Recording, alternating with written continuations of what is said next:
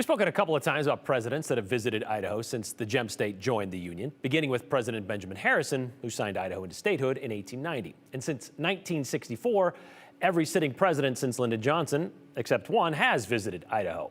Donald Trump broke that streak by never stepping foot in Idaho in his 4 years as president. Joe Biden jump-started another run by dropping in the fall of 2021 to talk about wildfires.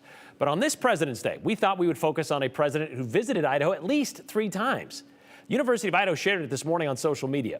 Theodore Roosevelt, the 26th president, visited Idaho during, or at least once during his 2 terms, from 1901 to 1909, stopping in Wallace and then Boise in 1903. Then in 1911, 2 years after he left office, Teddy's Western State swung through Moscow, Idaho, the university.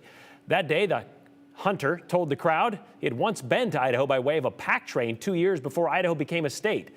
So it seems TR is Idaho's most prolific pop-in presidents, which is why the visit in 1911 is the focus of President's Day in the 208.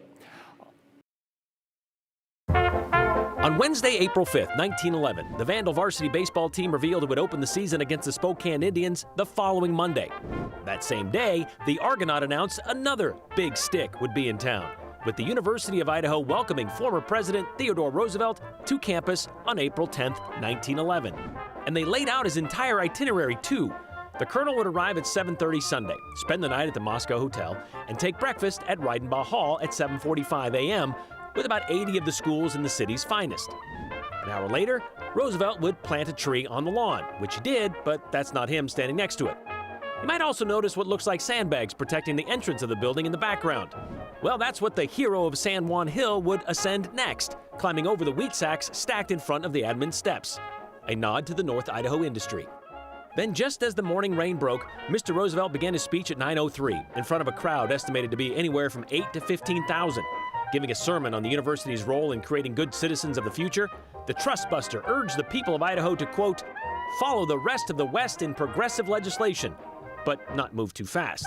In closing his 45-minute speech, the president claimed good citizenship as the only basis of true progress. Without that, he said, true government by the people, once obtained and improperly used, would work out for us not salvation, but damnation. The ex-president was then on the train out of town by 10:30. Well, the former president has another Idaho connection. He shares the same nickname, one of his many, by the way, as the iconic Idaho Senator William Borah. That would be the Lion.